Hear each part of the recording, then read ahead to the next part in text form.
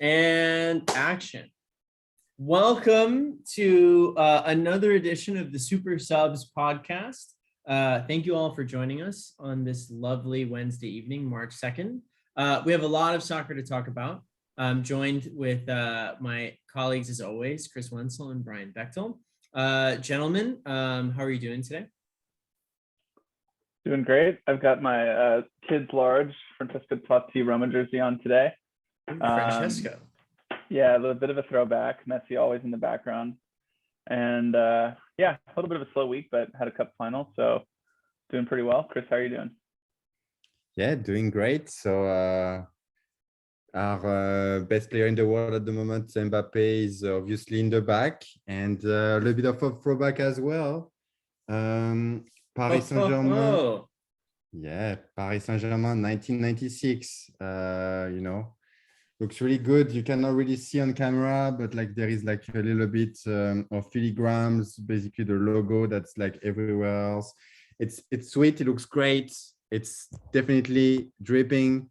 However, the color is itching me at the moment. But you gotta suffer to look great. So happy to be here. I hope you guys are having a good week. And Coburn, how are you doing on your marathon? Well, let me first just say, Chris, that jersey looks like it catches all the sweat. For all of the players out there, that jersey is capturing it. But I love those throwbacks. It's before I cared about soccer, so I didn't really get the full experience of 90s PSG and style. Yeah, at the time it was, the winning of the winner of Clubs Cup winner.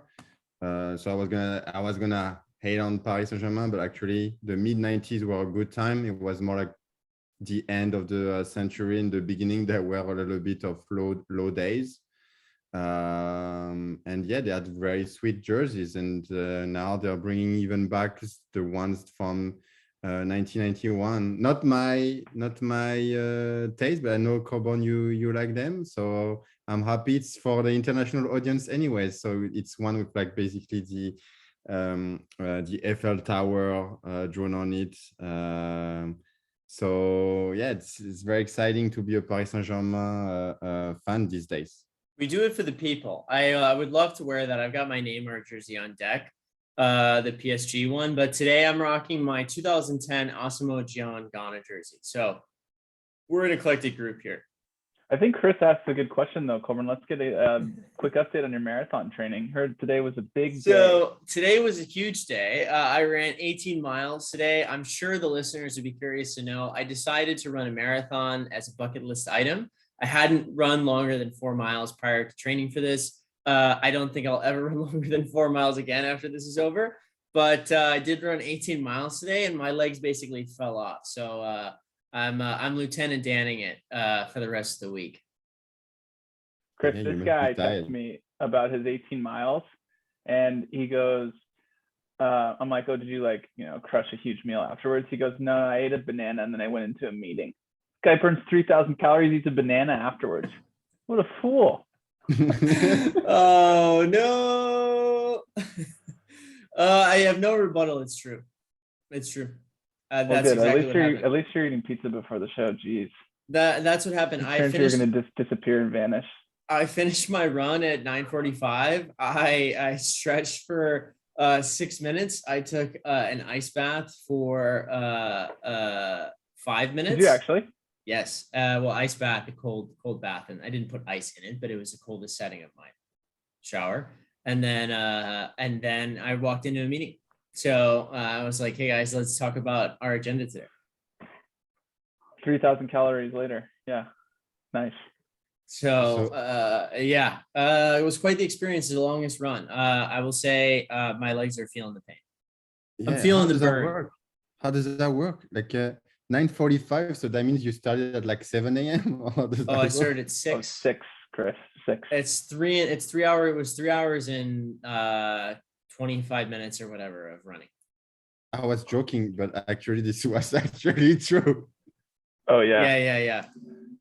It's you feel every bit of that. I mean, at a certain point, I feel like you're running, especially the halfway point. You kind of know whether you're feeling good or whether you're not, because you're sort of on the ride. And I wasn't feeling good at the halfway point, and so I got it out the rest of the run because it sucked. Well, good for you, Colburn. Yeah. Eat some more pizza so that we see you next week. Yeah. So you know what? I think it's important that I support local businesses and I stay right here in the seat so we can do the podcast. And if anyone asks me to move, the answer is hard no. All right, on to the soccer. On to soccer. The real athletes. Yeah. Well, this right below me on the totem pole. But gentlemen, we had not a ton, we have to say, happened this week in terms of the footballing world. There are a couple things that we still want to talk about, though. We're going to start today with the League Cup final, Chelsea-Liverpool. Everybody loves a good League Cup final, including Peter Drury, who said that on the air himself, was like, wow, I forgot what the atmosphere was like. About as entertaining as a 0-0 game as you get. Chris, what did you think? Yeah, I think a lot of non-soccer fan or football fan, non-football fan, hit on the sports because they don't score goals enough. And that's what, and yes, that's mathematical. It's true. It is true sometimes. It is 0-0 games right to the face are an unfortunate. It's like you roll the dice. Sometimes you crap out. Yeah, but they also miss the points about what this game and what sets him apart from anything else. Just like Galliano would say, I am a beggar for good football, meaning that he just wants to watch a good game, whether he's affiliated or not with a team.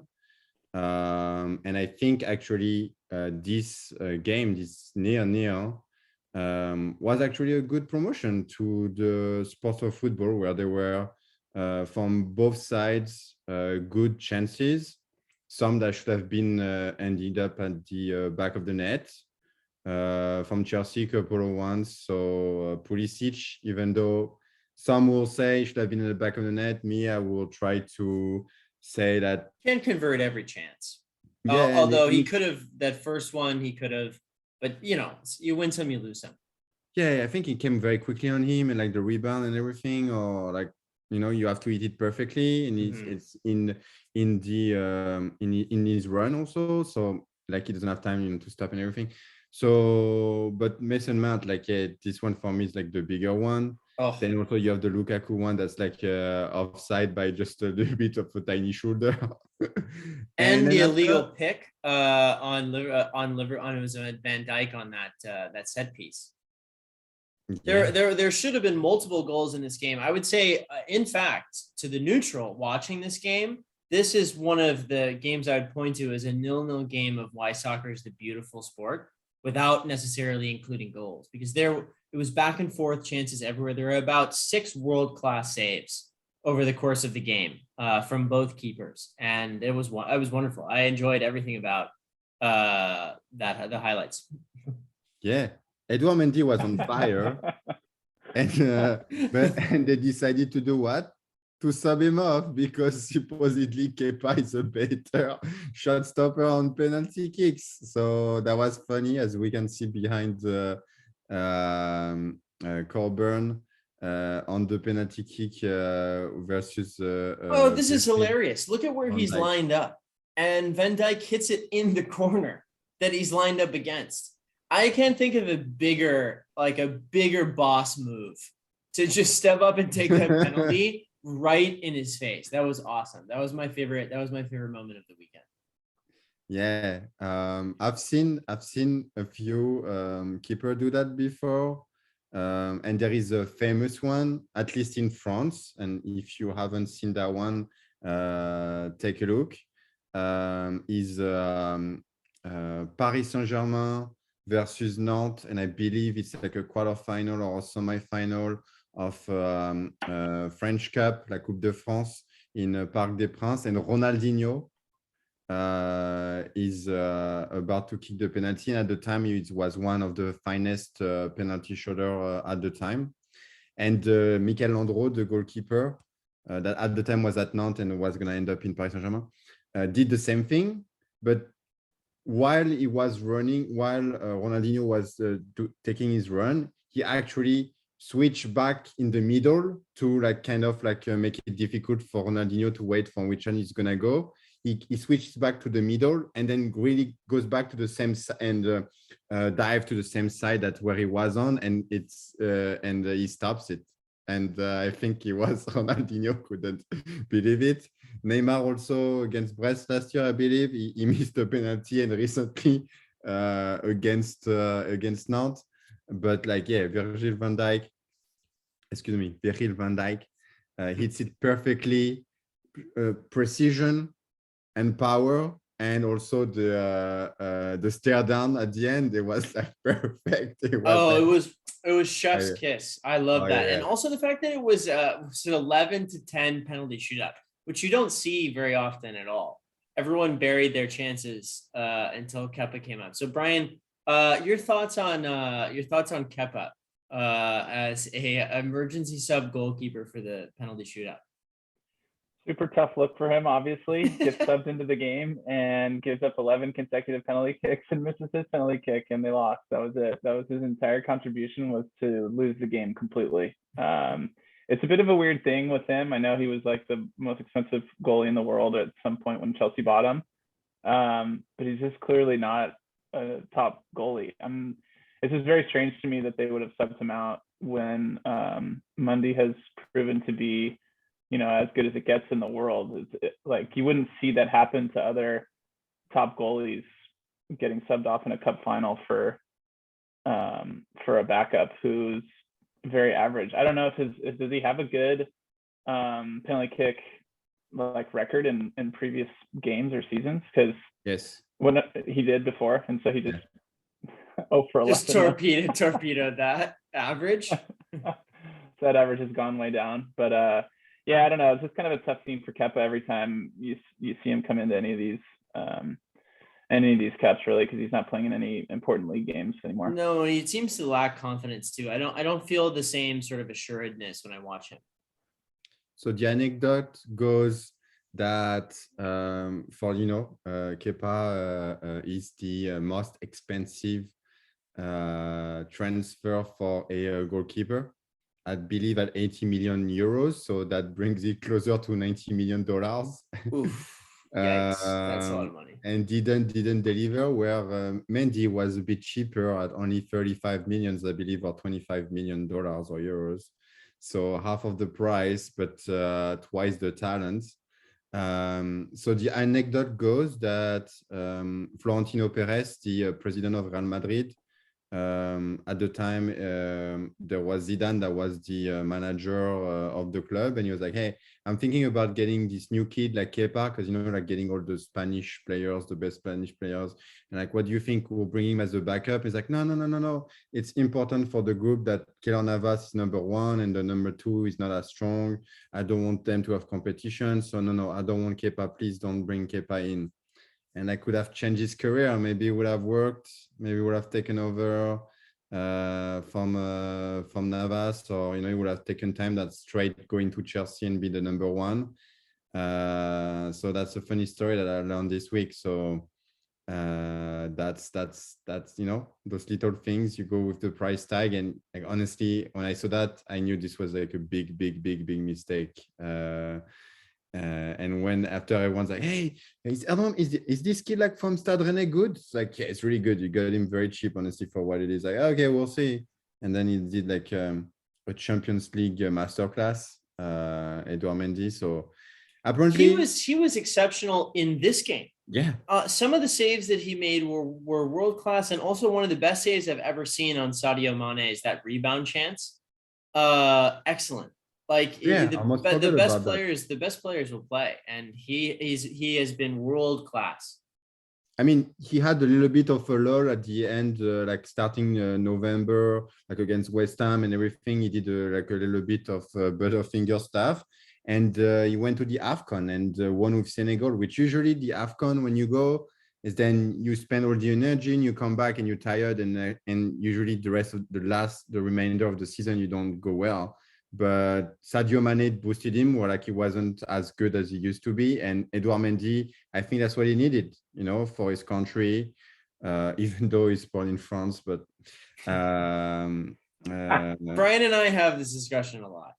It's really not a discussion anymore. You've been proven to be completely incorrect. The jury's still out. Chris, this guy tried to tell me that a bunch of African-born players play for France, and I was like, no, it's the other way around. All of the French-born Africans go back and play for their countries. So where Coburn is right, it was back in the days. So it was, back in the days. What does back? That's what I meant. When I was telling Brian that, I said back in the day. Okay. So in 2000, so for example, like the Patrick Vieira, I think he's born in Cap Verde. We need to check the tapes on that, but I believe he's born there. Marcel Desailly, I believe he's born in a country in Africa. Like back then, it was like the first generation, where now actually they are born in most of them are born like around the greater Paris, like Sarcelles, for example. Mahrez is born in Sarcelles. And Mendy is born in France. Now it's the other way around because they are the second generation. That's what he meant, Chris. Way to say I meant previously. But back before you even watched. The only person who actually, Sadio Mane was born in Senegal, which I thought was interesting. He is the one of the few members on that team. Yeah, and Metz, who's actually not a really good club in France, and that does. I don't know if there is a word in English for like when you are a club that usually goes down and goes back up. In French, we call that doing the lift. Oh, Chris, we don't have relegation, so no, we don't have a word. Yeah. We have revenue sharing and draft picks. Tam, Gam, like which I still don't fully understand, and I don't know if I want to. That's hilarious. And they have an academy, or like they have like a scout or everything, and like he went to Metz, and when I came to know him, I was like, oh, he's probably just like you. I thought he was probably born in France, and no, he's born in Senegal and everything. So yeah, it's a lot of like, you go to the intermediary Ligue 1, and then after you go to Premier League or Bundesliga. These days it's very popular. Speaking of, any other comments on this final? Brian, I'll be sure to check the highlights on this. I missed the action on Sunday morning. It was a great game. I have seen a bunch of the penalty kicks though. The Van Dijk one is pretty awesome. And Kepa's a loser. There you go. Pulisic had a great game. Oh, he's on fire. He's unlocking defenses like nobody business. Although, Chris, we talked about this before the show. Crossing fingers, we won't talk too much about it, because when we talk about a US men's national team player having a good games and good performances, he gets hurt afterwards, and we cannot afford that, since absolutely not. At the end of the month, there will be a crucial sets of fixture. We're in March now. They've released dial in. They've released the time, so it will be 7 p.m. Pacific time, which I am happy, because usually they put that at like 4 p.m. Pacific time, and like you're kind of at work or something if you want to watch that live. Well, Chris, you're still at work, but not everybody else is. I'm happy to see that. We still need a 9. Hopefully this won't be Jordan Pifok. As a backup, I have no problem with it, but like as a starting number 9, please let's not make that mistake. So yeah, this is great. Like we actually have Captain America playing well, and we all need him more than we needed him before, and so that's good when you have one player, and hopefully Gio Reyna also will be available, even though probably can't play the whole 90. he'll need to step up because he'll be the best player on the pitch by far. And it seems like also we have two of our non-starters, keeper that are both injured at the same time. So it might be the third one that actually now has been playing several games in a row in the championship at Nottingham Forest. Ethan Orfath, I don't know how to say it, I'm sorry. Or Sean Johnson, who might be the starter in El Estadio Azteca. So that part is getting scary. Definitely. We're going to need Captain America to step up for sure. So it's good that, yeah, no, his form's great right now. Hopefully we don't jinx that. But yeah, we're going to need that in a big way. I don't know, though. I mean, for whatever reason, whatever goalie we typically put in, it's not like, I don't know. I know it doesn't feel like we ever look back and blame the goalie for any of our defeats. It's usually the 10 guys in front of them that blow it in some fashion.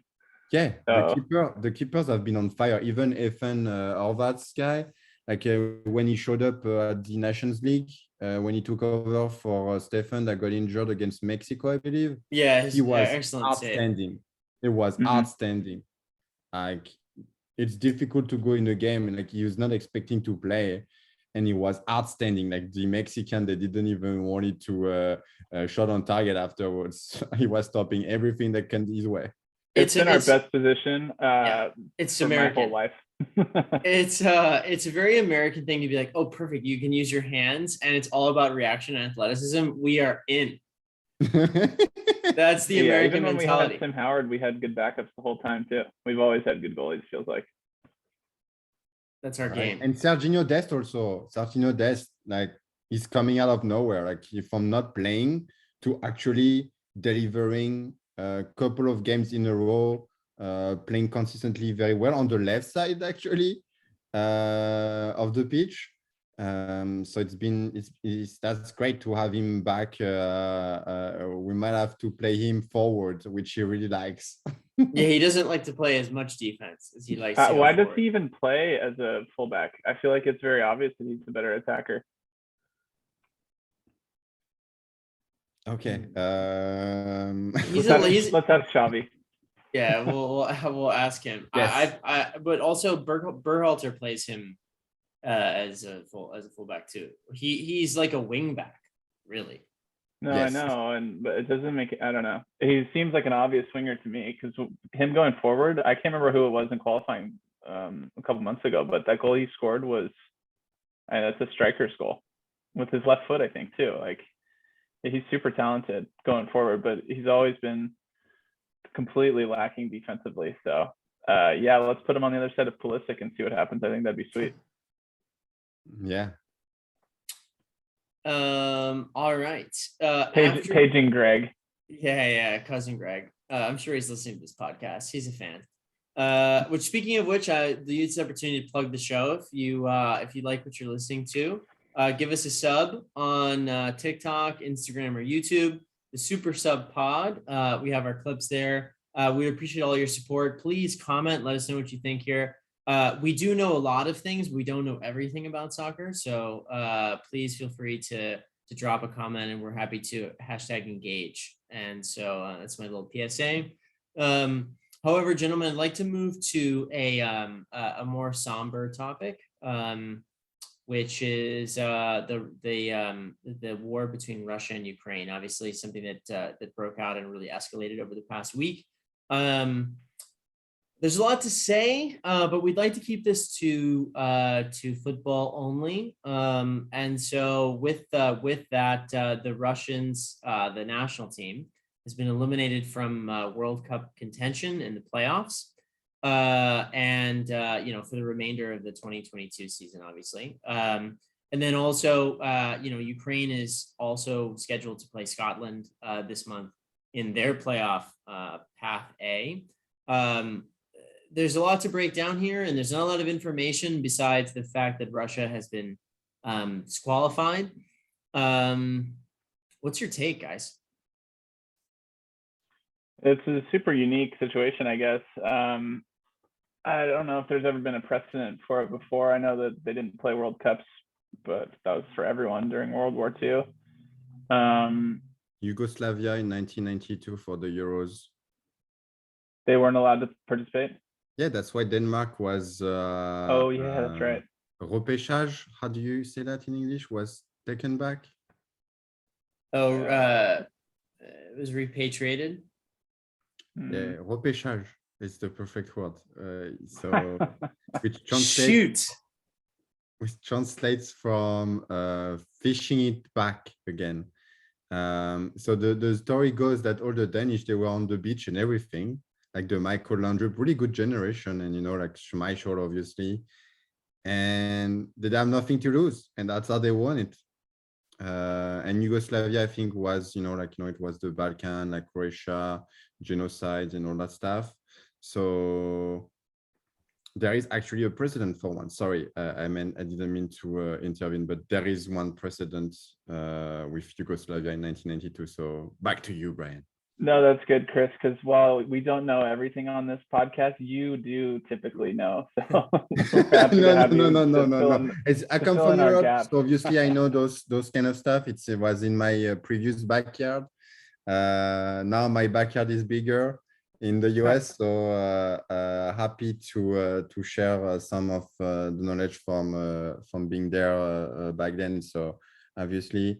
And I'm learning so much from you guys about, and that's what this podcast fun also for.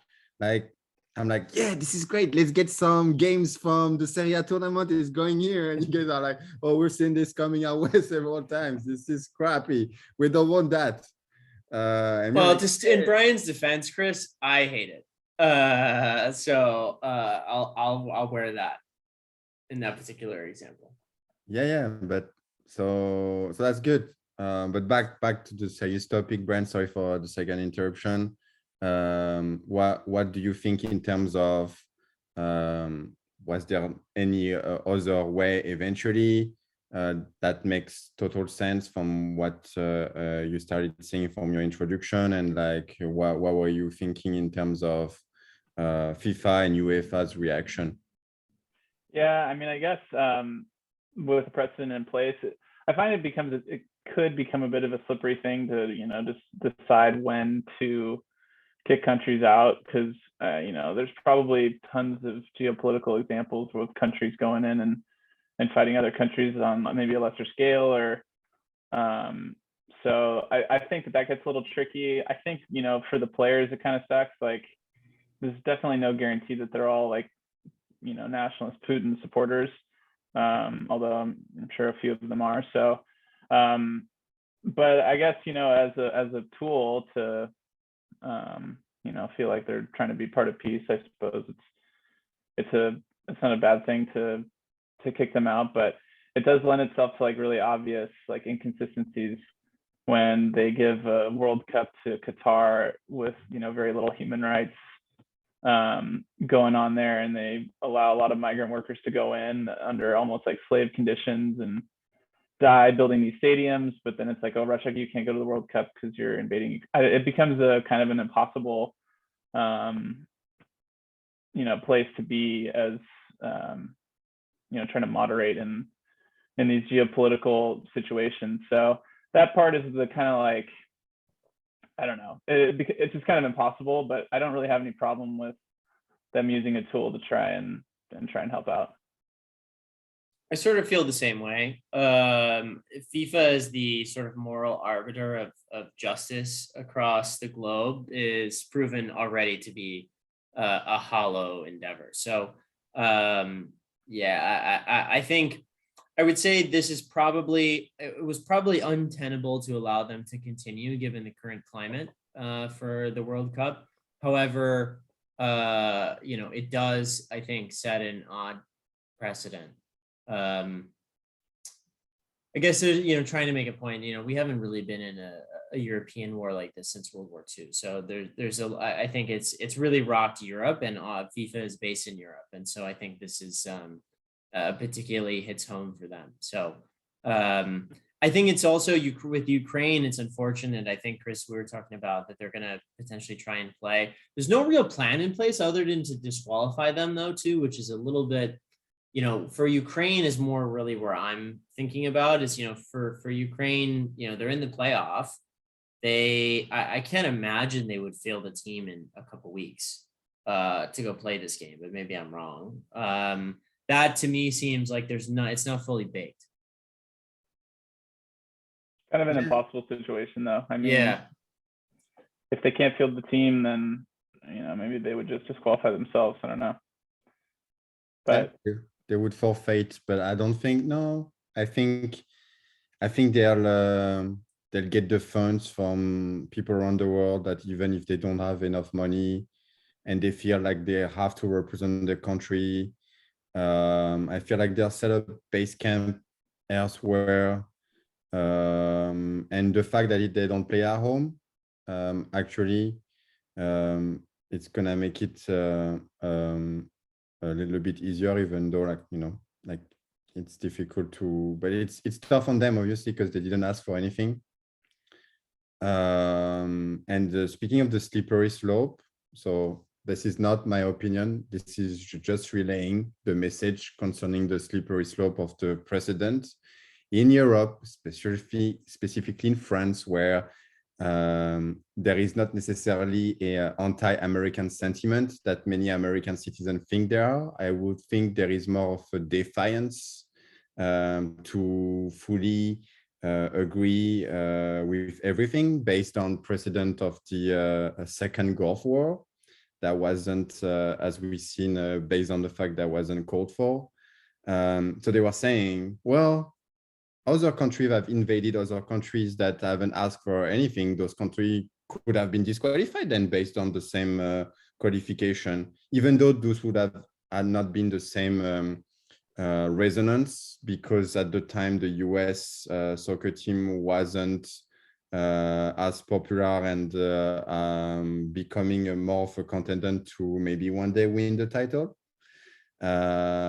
But exactly, this is a slippery slope in terms of based on history and culturally about what consists of a disqualification. But for me, the interesting part is that obviously having a European background, I follow this very closely as it's hit very close to my original home. Is that at first UEFA and FIFA didn't really want to take those very harsh, I mean, not harsh is not the correct word, those difficult decisions. So they basically went with the ICO way, which is like, okay, so we'll do basically what we did for the Olympics. So you won't be able to play the Russian anthem. You'll still be able to compete, but you won't see the flag. And we won't call you Russia. We'll call you Russian Federation of Football. So basically the same thing. And this was their position for a day, and there was too much pressure about and also like the war got, if it's possible to get even worse, hasn't stopped, and for me there wasn't any other possible decision from just being disqualified. Like no one wanted to play against them, just like what happened in the Europa League with RB Leipzig is straight qualified to the quarterfinal now. I would have wanted the French team to really drawn against them, but they're going to have to play against Portuguese teams. So it's going to be difficult because French team think they're superior to Portuguese team. Even Portuguese team has won more Champions League than France, but that's the French arrogance sometimes. So yeah, there was no any other decision possible to be made, and yeah, that sets a precedent. So we'll see what happens, and hopefully Ukraine can play against Scotland. Yeah, that'd be good for Ukraine for sure. But yeah, I don't know. The cynic in me is that you're right. It's just how much pressure was FIFA and UEFA under, and the answer is a lot, and therefore they did something about it. But I can't see them having the same kind of a response to, maybe smaller nations or nations from, Asia or Africa, less prominent or less dominant historical footballing powers. If they're, a different kind of a war, would it be getting the same kind of attention? I don't think there's any way, but I suppose that's kind of how the world works. So sadly, yeah, because like in the 80s there was the Malwin's War for the UK. My dad speaks to me about those a lot. Technically, England could have been disqualified for trying to invade or have a military conflict against Argentina. Technically, based on those grounds, right. England could have been disqualified from a World Cup, but they didn't make it to the 1990 World Cup. That's a different story. So it looks like they got karma. So yeah, everything else, the UEFA also basically canceled their sponsorship with Gazprom, which apparently was said to be a $30 million sponsorship, and that was just renewed. I don't think they'll have any problem finding another sponsor, but I will try for once to give them the benefit of the doubt that it's sort of a courageous decision to do that, especially when you just renew the contract. When if it's like your contract is ending at the end of the season, it's easier to make that decision. But when you just renew the contract for like a 3-4 year deal, it's putting is that putting your mouth where your money is, so the other way around, something like that. Money where your mouth is. Thank you. And what do you think about Roman Abramovich as well on the other side? Just the pressure that he's under to sell. Yeah. Chelsea. Yeah, I mean, it's kind of, I don't know. To me, it's like any private business. As soon as the constituents or the consumers are loud enough, that enacts change, and that's kind of how things, generally work for all private business. I mean, we see it, in America, a highly capitalistic society. They'll bend to these things if under the pressure to, and if they aren't, then they won't. And I think it's, I don't know. Like I said, it's kind of cynical, but I really do think that's kind of all that's happening, is that, there's just been a really strong outpouring of opposition to this war that is, forcing a lot of really, really big monetary decisions that are going on. It's crazy that Abramovich is going to sell Chelsea, but it sounds like he is, and then he's going to give the proceeds to the war in Ukraine, but he's a Putin guy too. So I'm not totally sure about all of that, but yeah, it's just kind of, I don't know. It's the pressures of all the people in England, I guess, are forcing it. Yeah, it's a lot. I mean, Russia's economy has basically been torpedoed from multiple different perspectives. So, from his perspective, I'm sure he'll probably fold to that pressure, depending on how long the war goes on. But yeah, I think it's a sad situation, and I think we can all say we'd be rooting for Ukraine in these qualifiers if they can make it. Absolutely. And to your other points about how those kind of things happen, so they are looking at who to repêcher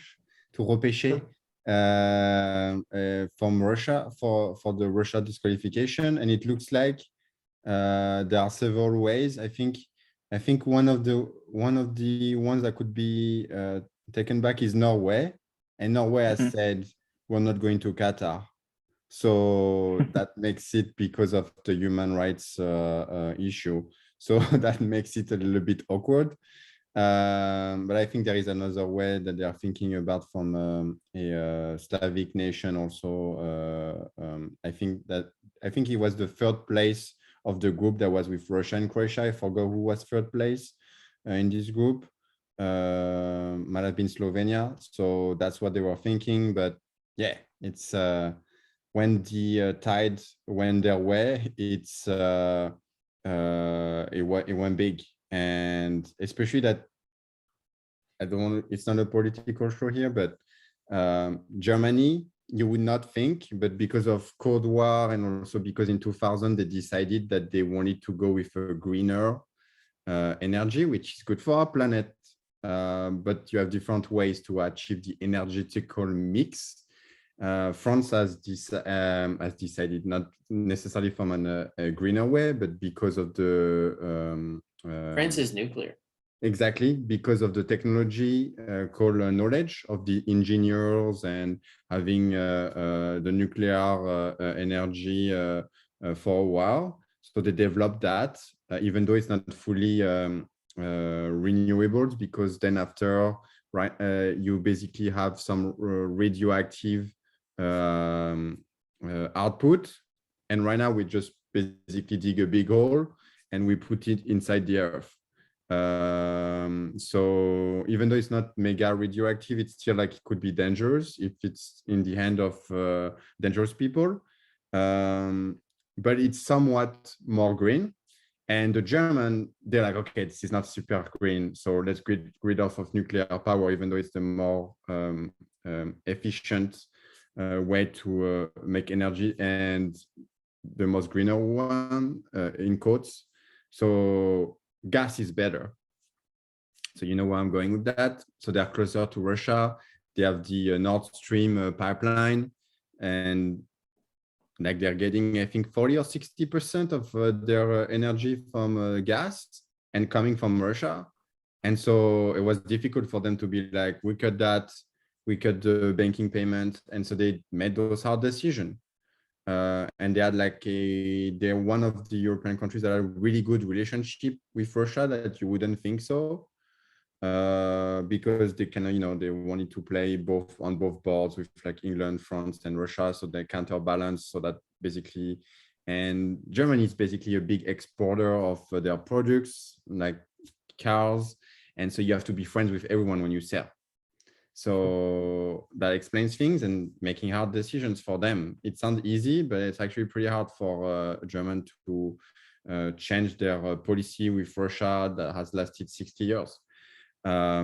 So all of this, just to say, obviously, it feels a bit weird to have a real conflict like this since World War II, and hoping this stop as soon as possible, so that there is not more loss of lives, and that peace can be restored, and we can talk about just football and everyone be in peace and be able to actually have enjoy the sport.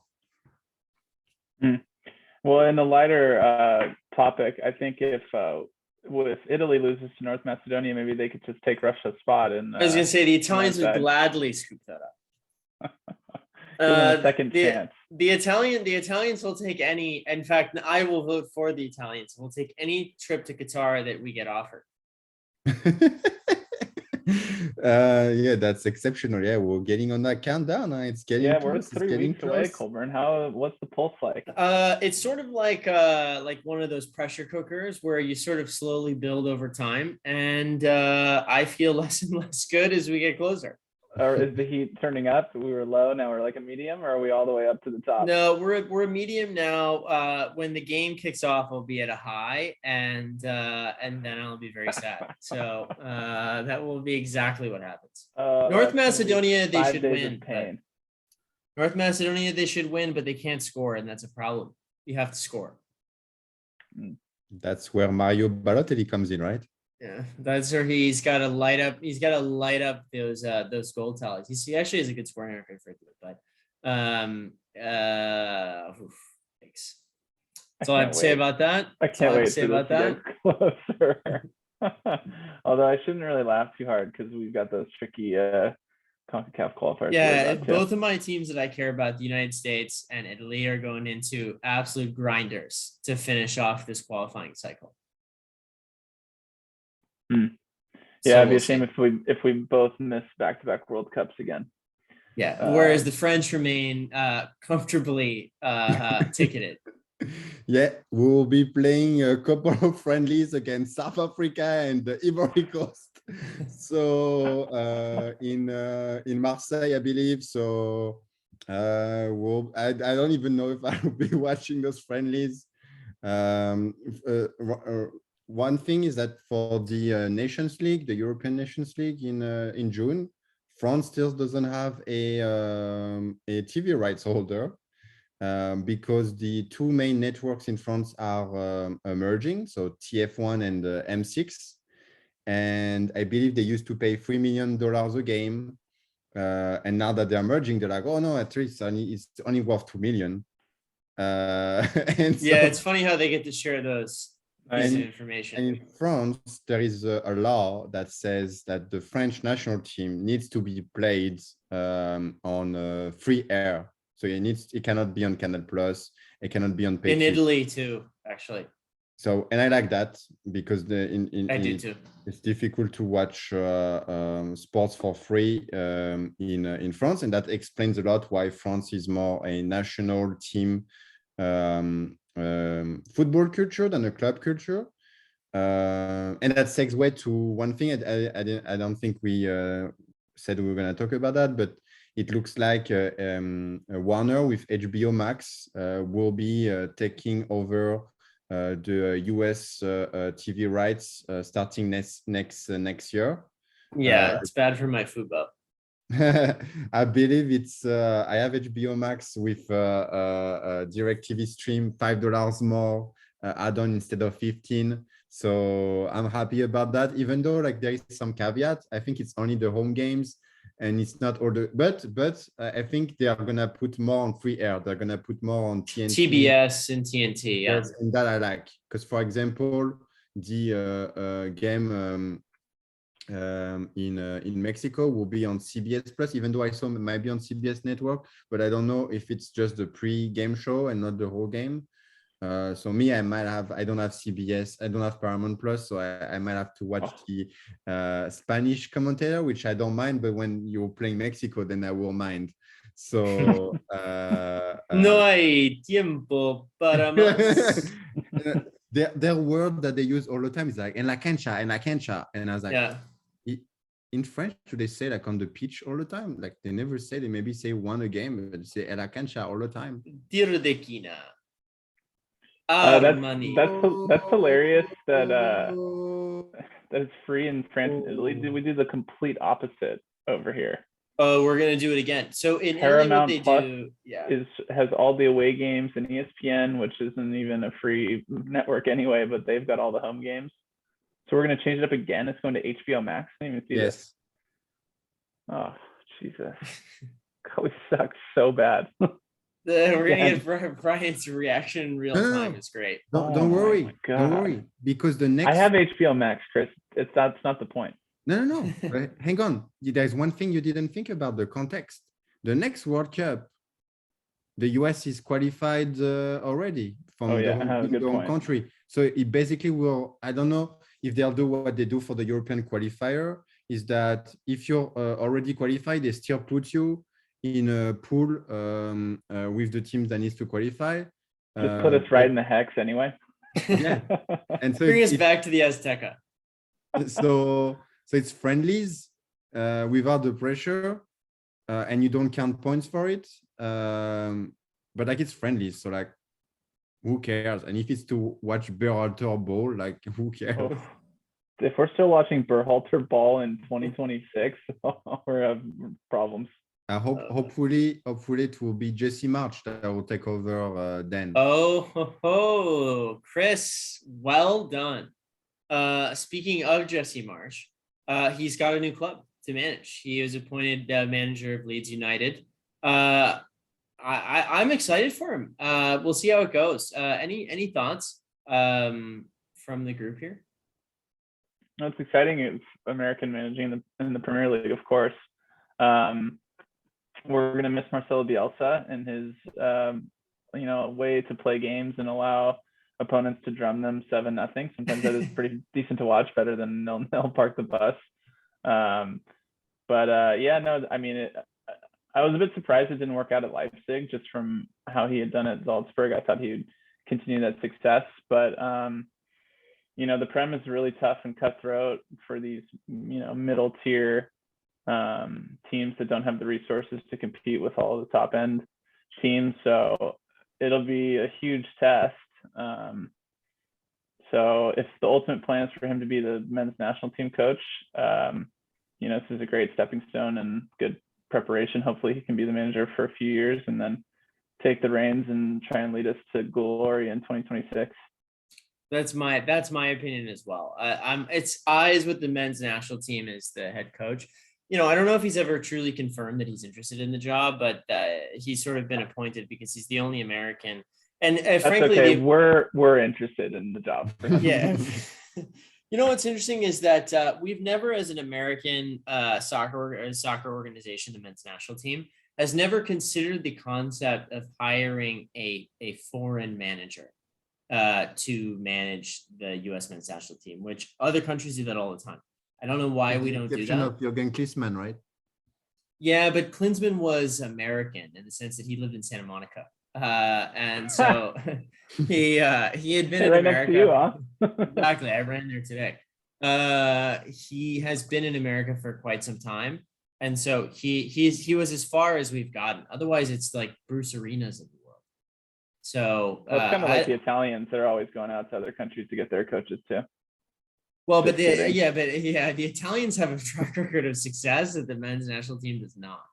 Oh, so, geez, now when we listen to you talk about them, geez. Well, I never won anything. 2006 was a long time ago, but it still is a World Cup trophy. Long time ago. Cheating to win it, but still. It's one more than the French, not that anyone's counting. It's an asterisk next to this winning of this World Cup. Asterisk from cheating to telling Zidane's sister was in bed with Italian player to get him to get off the rails. Materazzi. Not bitter. Chris isn't bitter. Yeah. I remember. I think it's good for him. We'll see how he does. The Premier League is English football in general, even in the Championship, tough. And also not really as technically savvy. I find that some people, if they're not in the right mindset, develop bad habits in the Premier League, both as players and as managers, because as we talk about on this show, English fan bases, English managers, often English players don't get it. And that translates to their domestic league as well. So I hope he doesn't pick up any bad habits, but I think the competition will be high. Yeah, at least he has Bundesliga experience where the pace is similar. It's not like he's coming from Italy to go over there. That was a serious take. That wasn't just a burn. Yeah, it's true. The Italian pace is a little slower. It's more measured, shall we say. Yeah, so I can't speak for the Austrian, but yeah, I don't know. It'll certainly be tough. It's not like Leeds has got stacked with a ton of great players, but they have some pieces. Rafinha, Calvin Phillips. So see what he can do. Patrick Bamford. Don't forget. Wow. Don't forget. Would be the number 9 the US needs. Could he play for us? I don't know, but I know he studied in Harvard, so I'm guessing maybe he could get a passport. Yeah, we could definitely use him. For sure. He'll never play for England. So yeah, come on over. Absolutely. So it's difficult to go after Bielsa. We love Bielsa. But that's the first time he stayed more than 3 years and a half. So that's the longest tenure for him. But he obviously, the advantage and disadvantage of his style and led to his demise was that Calvin Phillips was injured, Patrick Bamford was out, and those were 2 key important pieces of his system. And he has one system, which is amazing to see play, and he's been able to develop a player like Calvin Phillips, which said, thank you, Mr. Bielsa, you've seen something in me that I didn't even know I had. And he made him a starter for the national team, the England's Three Lions. So obviously credits for that, but also you live by the sword, you die by the sword sometimes. Exactly. So that's his motto, and that's respectful, obviously. respectable to do. I think it's actually somewhat a great fit for Jesse Marsh, besides going after an icon that all the fans love and be like, and they will be very quick for the fans to say, oh, it's the American, he doesn't know how to play football. Yeah, like Brad poker. Bobley. I've seen all of those skits from the UK they're gonna about do Brad that. They probably Bobley have already soccer started camps. doing that. Yeah. Oh, they will do that, Chris. 100%. Brad Bobley soccer camps for sure. It was a hit. You are obsessed with Brad Bobley. Oh, those are Chris. Have you seen those? Those Brad haven't. Bobley soccer camp YouTube videos are hilarious. It's basically it's Bob Bradley, because they basically kept a character and they make him bald and he's running the soccer camp and they call him Brad Bobley. And he basically talks about like megging people and doing push-ups and sit-ups and starts using American terminology for football. Oh, it's brilliant UK humor. I'll take a look. So That's hilarious. Apparently, so the club just got sold to American investor. So that's explained the abnormal 3 years and a half contract instead of a typical 2 years when like you're not really sure about the coach. Like even I don't even think like Pep gets like contracts more than 2 years. Maybe I'm wrong, but it's very American. Sign him up. Exactly, sign him up. So, but that's good because he doesn't feel like he has the pressure that if they go down to championship, which will be a failure, he'll still be the coach because of the American investor. Obviously, we don't want Leeds to go down to championship after all the ordeal and those 16 years spent in lower level tiers. And he took a legend in Marcelo Bielsa to bring it back. And the championship is a brutal league also. And it's more one with physicality than actually it's like the MLS. Similar you have to run. It's still a better MLS though. If I know anything about the MLS, it's that you have to run. By the way, what happened to Bielsa? Why did he leave? Did he get forced out or? Yeah, he got forced out. It's like, hey, dude, like you've been losing like 4 games in a row. You've been trying to play offense against. Yeah, they've lost 4 in a row. Like, it's true. 0. 4 in a row. I mean, that's yeah. it. He just lost 4 in a row. Yeah, but like the ones behind that are games in hand, like they got closer. Like now, I believe they're like 2 points away from relegation zone. So it's like, yes, they are. Let me actually read you their February, which is tough. They drew Aston Villa 3-3. They lost to Everton 3-0, which Brian, you know who they're right ahead of in the table in 5th, or 5th from the bottom, Everton. They're still ahead of Everton though? Yes, by 1 point. Even with that 3-0 defeat to them? Yes, on February 12th. Everton stinks. Dude. They lost to Man City again. I know. They got screwed, but they have the fourth most losses in the Premier League. So Everton. They deserve everything of where they are. Pitiful, dude. Pitiful. That just writes itself. Yeah, so Everton did win that game 3-0. Then Leeds went to Man United and lost 4-2. And then Liverpool beat the brakes off of them 6-0. And then they lost to Tottenham 4-0. And then they said, see you later. And so here we are. Wow. That's tough. Who's managing Everton right now? Can you Google that real quick?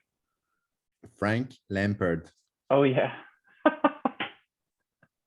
That writes itself. Damn it, dude. It does write itself because you're idiots. So bad for them. Goodison Park is packed every single week, and they totally suck. I can't imagine watching them as a fan. That would be horrible. So much fake hope. For them, it's a bit similar to the passion of in Argentina, where basically you're born in a family and you're told like, here's your jersey. It's to life to death. I love it. So there are stories about like kids, like, you know, that like go like, oh, I prefer River Plate. I'm not too much of a Boca Junior. And like, son, come here. Repeat that again. You said Boca Junior? No, this family is River Plate. You're River Plate.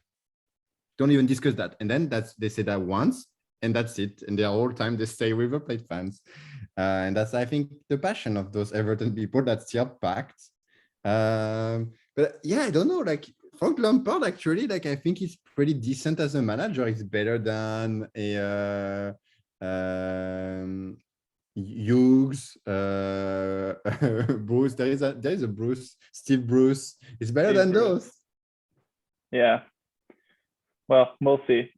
We will see for sure. That's unbelievable. What place are they in? They're 17th. Yeah. Yeah, Everton are in 17th. Hey, don't worry. They're 1 point from drop. 17th. They stink. Burnley. 6-4 and Norwich 14. is horrible. Yeah, Burnley, Norwich is will go horrible. down. And so you need Watford, to find the third one. Watford right now. Well, I will say this is hilarious. Burnley has 12 draws. They're 3-12 and 10. They have 21 points. But they still have one game in hand, I believe. Yes. They do have one game in hand on Watford and Norwich. And they have a Dutch international as their number 9. Everton actually have 2 games in hand, I will say. Burnley has a Dutch international, number 9. Wout Weghorst. I'm sorry. The pronunciation is not good. No, that's fine. He's at Burnley. I didn't realize that from Wolfsburg. So I think that was the mistake of Ricardo Pepi, where he was like, I'm not going to Wolfsburg, even though it's like a good team. Like I'm gonna have to fight for playing time. And there is a Dutch international. But they were like, yeah, we're gonna push him out. Trust us. And they did. And he could have been a starter from a team that was gonna stay in Bundesliga. And now he's in Augsburg and he's not even starting. Whoops. It's funny how quickly this goes, huh? Very, yeah. Just like the Kepa story. Shall we move on to Spain? We have just one quick thing there, which is Barcelona back? A 4-0 drubbing of Athletic. What do we think? We've been hating on Barcelona, and by we I mean I have been hating on Barcelona for the past couple of weeks. So I feel like we've been pretty honest with them, though. We've been talking about their come up as, there's some encouraging signs. They've got a great young midfield. Xavi seems like he's got something cooking, but it feels like La Liga is a bit down anyway until they do something like, beat Madrid by a few goals or something like that. I mean, that's kind of the only real bar to be like, is Barcelona back? Because otherwise, is Bilbao a great team? Not really. They're okay. So that's kind of really the only like true measure I think that we could say for Barcelona to be back. But the results are super encouraging, and a lot of the highlights are awesome. They look like they're playing some really nice football, and it's maybe they're going to be welcoming Messi back into the fold at some point again in the future. I don't know. We don't know. No, we're not sure. We're not hoping for it. Just kidding. We are. But yeah, no, I don't know. It's Madrid is really the bar for me. So until they play them again and beat them, they're still on the up, but signs are encouraging. Yeah, Messi's on vacation in Barcelona right now. So before Paris Saint-Germain, Real Madrid, Paris Saint-Germain. It looks like we lost Colburn. I'm looking at the Barcelona, so they're 4-1 over their last 5, which is nice. Right. Yeah, okay. I could read to you that their February, but their February has been excellent. They haven't lost.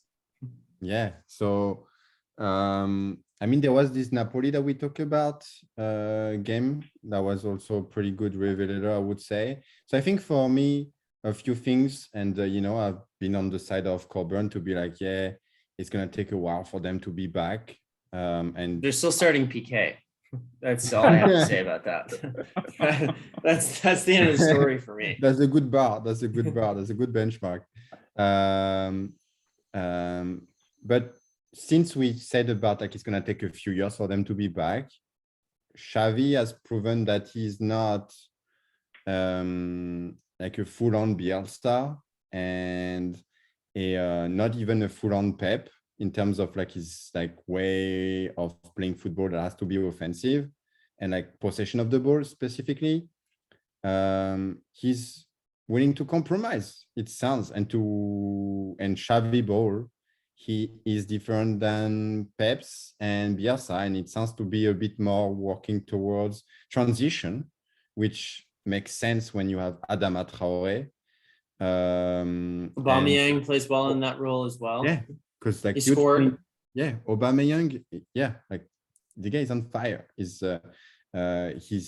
similarly to Vlahovic, he's making things that Fernand Torres wouldn't make, Depay wouldn't make, De Jong wouldn't make, and he's fast.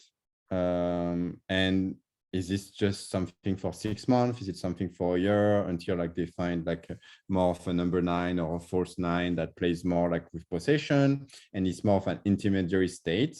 I think it's very smart of him to play like, okay, I'm not going to be able to win with possession.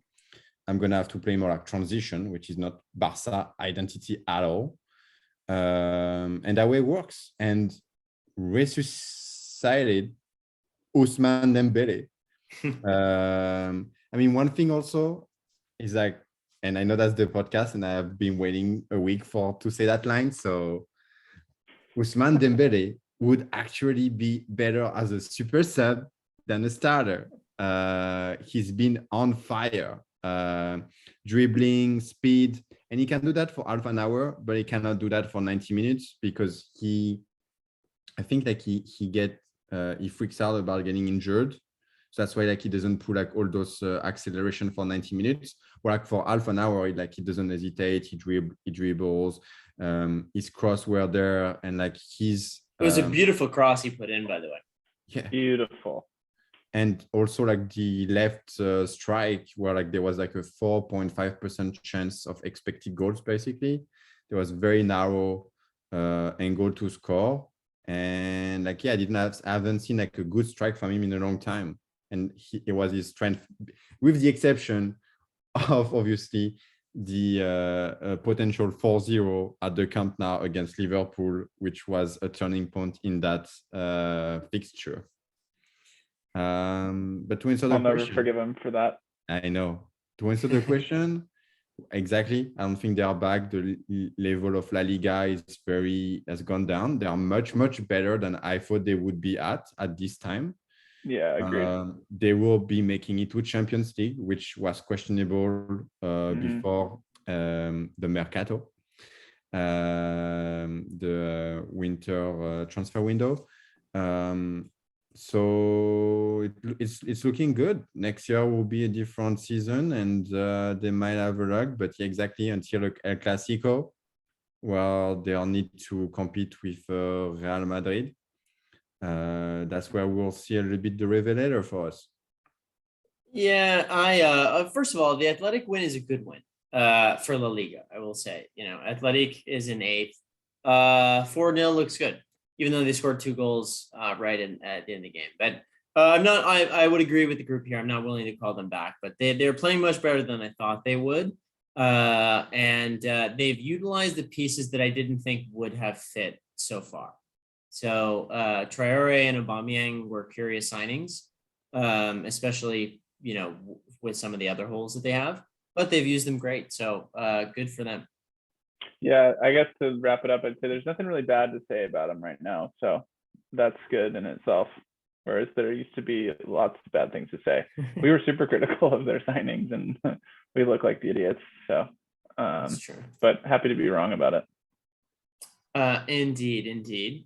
Final item on the agenda tonight, the Coppa Italia. I'll take this one, guys. Don't worry. Thanks so much. So 2 games to talk about. I'm going to breeze through the first one. The Derby della Modenina. That one, unfortunately, was a 0-0 snoozer. So we talked about on one end at the top of the show, a nice 0-0 game between Liverpool and Chelsea, but Inter and AC Milan did not deliver in the same way. More importantly, though, is the Juventus-Fiorentina game from today. and Juventus pulling out in classic Allegri fashion the results on the road at Fiorentina. Who this whole thing is so funny to me because Max Allegri pulls out games like that all the time, and Fiorentina lose games like that all the time. I cannot remember. We'll have to go back and check the tapes here. The last time that Fiorentina beat a top 3 team in the table. They never beat Juventus unless you're 2012 Giuseppe Rossi. They never forget. Never forget. Chris Colburn loves Giuseppe Rossi, by the way. This won't be the first time he'll randomly get brought up. They brought him back for some training sessions at Genoa for a while, so I have to go check in and see what he's doing. Let's go check in and see if he's going to make the national team, though. Still holding out hope. I know that Lippi should have brought him up in 2010, and maybe that the wrongs of the past can be righted with Mancini during this cycle. He must be so old. Oh yeah, he's pretty old, but yeah, it's funny to me. Fiorentina are either snakebit or they never overachieve. I never watch them, and I think these guys are contenders ever when I watch Fiorentina. However, they should have won this game. Having said all of that, they had the predominant chances. Juventus wasn't particularly interesting going forward. They should have scored. Ikone, your French guy, Chris, multiple missed chances in front of goal. He should have put one of those away. And frankly, Fiorentina should have won this game after all of this. Ricochet shot in the Coppa Italia to Chris. Ouch. Jonathan Ikone. That's okay. I wanted to speak about something else, but since you're breaking the Frenchman, so I wanted to talk about a Frenchman too, so we'll get to that in a minute. All right, probably Rabiot will be my guess. No. Oh wow, Didier Deschamps? No. Oh wow, okay. Keep guessing, Chris. You got me interested. So Ikone, I think now I was gonna say a couple years ago, but now it might be like 3 or 4. Got called up by Didier Deschamps, who rarely calls up if you play in Ligue 1. And he played well, and he came back to play for Lille. And since then, he has never got back to the level he was at this time. And this happens a lot. Camavinga, same thing. First game against Ukraine, he scores a beautiful goal. And then you think okay, this is going to be the midfield of France for the next 25 years. And no, then after he goes back to Stade Rennais and he has a so-so season. And yeah, Ikone is really good in terms of dribbling and going fast, but in front of the goal, finishing he'll need to learn. He blew 2 very makeable opportunities, almost one-on-one. Yeah, classic fashion. Yes. I don't know, you probably saw that, but it's not necessarily a rivalry because it's not a rivalry for Juventus, but Fiorentina and Florence. Yes, they hate Juventus. I know. Hate. So a couple of anecdotes. So they gave 10,000 whistles so that each time a Juve player holds the ball, so they would be booed with the whistle. And also all the inhabitants of Florence that were living on a street that had a name that was somehow affiliated with a Juventus or Juve player, so Allegri, Chiesa, those people living on this street didn't have their mail delivered today because they were playing against Juventus. So you say I'm bitter, but the Florentines, I will say this, Chris, it's funny you mentioned that. In Serie A, and this is a little fun fact for everyone, I would struggle to find a more bitter fan base than Fiorentina's. They are a small, proud group of people who have expectations of being Serie A competitors, but generally don't reach those heights. And they don't hate any team more than Juventus, ever. Those games are massive games for Fiorentina whenever they host Juventus, and they never win. And Juventus doesn't feel the same way about them. When Juventus buys all of their players. Yeah. And anytime they get any decent player, they buy them. Yeah. Vlahovic, yeah, Vlahovic was the latest example of that. He received a icy reception today. Vlahovic, Chiesa, Chiesa, Cuadrado. Lazio. Yes. Yeah. I mean, it's hilarious. Each year, it's almost each year. It's almost each year. It's funny. It happens all the time. It's like history repeats itself. Although this time I will say, to Fiorentina's credit, they should have won the game. And that home goal was tragic at the end. It was tragic. Stoppage time, pitiful own goal. So, I was actually going to talk about the 0-0 Milan derby. I watched the full 90. Did you? Yes. I watched parts of it. I was going to tee you up, Chris, then for the rivalry between Theo Hernandez and Denzel Dumfries. Oh yeah, it's amazing. I love it. That was the most interesting thing the whole game. 100%. Yeah. At Theo Hernandez, we are at Theo Hernandez podcast. I decided that guy is awesome. He went on an awesome run. I think it was in the first half.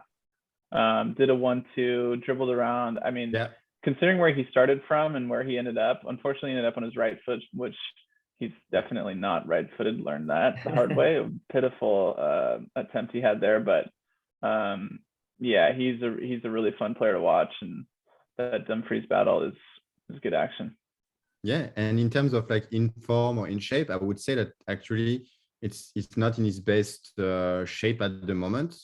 He's not like on mega fire than he was like in October, November. I would say Dumfries is actually on a better shape, but still Fio is able to compete almost. I mean, I would say there is one class. Theo Hernandez is one class higher than Dumfries, but Dumfries is better than I expected he would be based on what I saw at the Euros. I was like, okay, yeah, he has speed, but doesn't know how to cross, so that's gonna be a problem. And at Inter Milan, like Simone Inzaghi is doing a good job with him and turning him into a really good player. What did we saw also? Rafael Leao used to play for Lille. Oh yeah. I used to not like him. He has turned into an excellent player. Yeah. He so one comparison, like the way he holds the ball and runs with the ball, he kind of have like it seems discombobulated, or it seems like it doesn't seem coordinated. It sounds like he has the same run of the ball and ball play as Danilo Pereira, a midfield of Paris Saint-Germain that's not really known for his ball play rather than his athletics, physicality. But yeah, like he was just a little bit similarly to Adama Traore, but differently because he's more longilinear, more like taller than rather like huge. And yeah, like he was going left, dribbling, and they couldn't get the ball away from him. It just means the finishing. And I guess when you run like 30 yards, you kind of lose a little bit of lucidity, and it becomes a bit harder. And like Olivier Giroud was like just awful. Like he was like awful teammates to be with. Like he was, I know, he's like, give me the ball. Wait, don't give me the ball. Like kind of as like, much as we love Taylor, as much as we love Taylor Hernandez on this podcast, we feel the opposite about Olivier Giroud at this point in his career. Give me the ball. Why? And he was not even hiding it. He was not even doing like, why? Give me the ball. Like this. He was like, dude, just chill. Like all of them, they were like, just chill, man.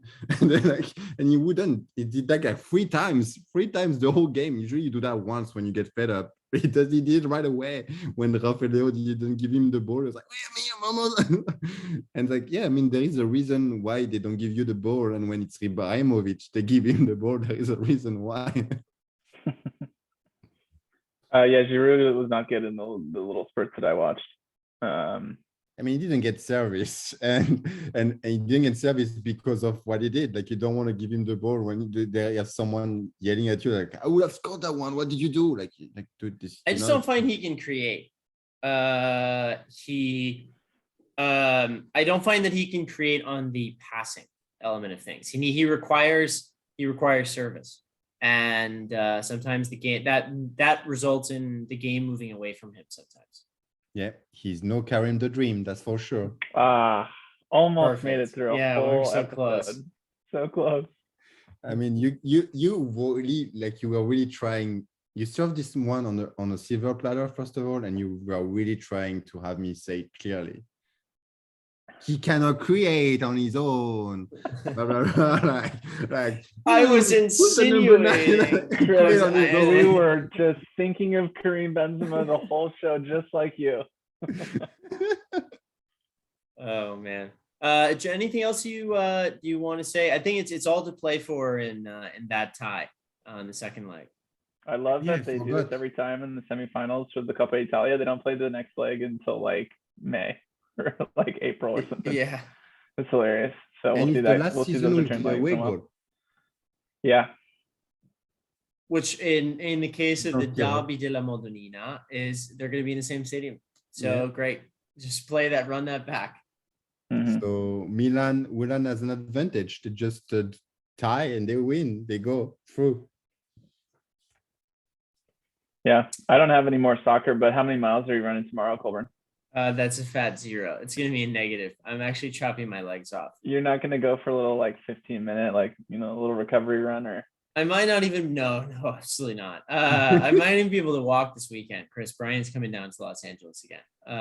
And so won't be able to, I'll just have they'll wheel me into the stadium. Yeah, you'll be on the Segway. That would be my goal. My legs don't work anymore. So you guys going to watch LA Galaxy game? That's why you're coming down. You nailed it, Chris. We're gonna go LA Galaxy straight to the LAFC game as well. I think that no, the Galaxy. It's funny, Chris had looked. The Galaxy are not in town. The LAFC is though, but it's Sunday night at like 7:30 or some impossible time. And who are they playing? No idea. I think that the Galaxy are playing like some new team, like Charlotte or something. I didn't know there was a team in Charlotte. They're adding teams daily. It's a 40-team league. Oh, I can't wait. I always make fun of the MLS for having so many teams. So Argentina has like the same amount of teams, which I was kind of surprised by. They're like a 30-team league down there too. Yeah, crazy. And they have like 5 teams or like 10 teams in like just Buenos Aires. Yeah. Wrong. The MLS is wrong again. And no, I will not be watching any MLS this weekend, Chris. Let me tell you. There's a bunch of good games though. I wore the Roma jersey today for the big game against Atalanta. Yes. Might be a bit conflicted on that one. No, he's moved fully to Bergamo. I know. I'm Bergamo in spirit, and then Bergamo in reality very soon. We got the Manchester Derby, Napoli, Milan. There's some good games this weekend. Yeah, this weekend is a good. Even PSG, I believe, plays against Nice. So check out Guiri. Oh yeah, Guiri. Did you see what he did? I did see even though it was even though it was against the amateur level tier team, I'm putting air quotes because they have a budget of $2.6 million.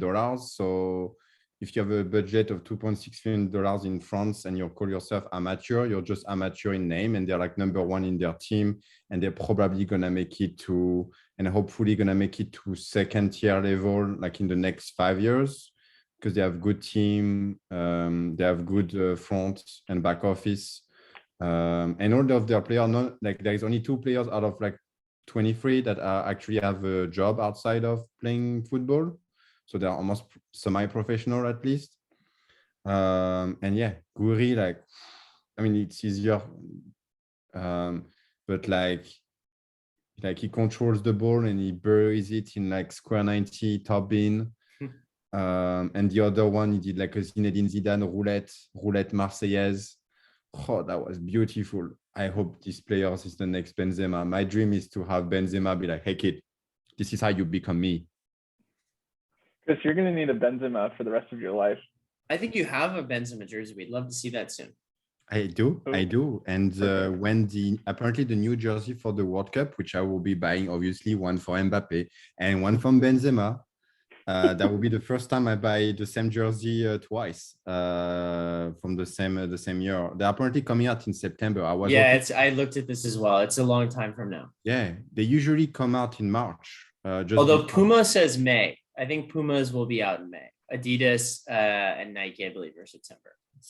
So yeah, long time to wait to buy those two jerseys. I guess more time for me to put those in my piggy bank and save those. So to put on those $250. So to save those until then.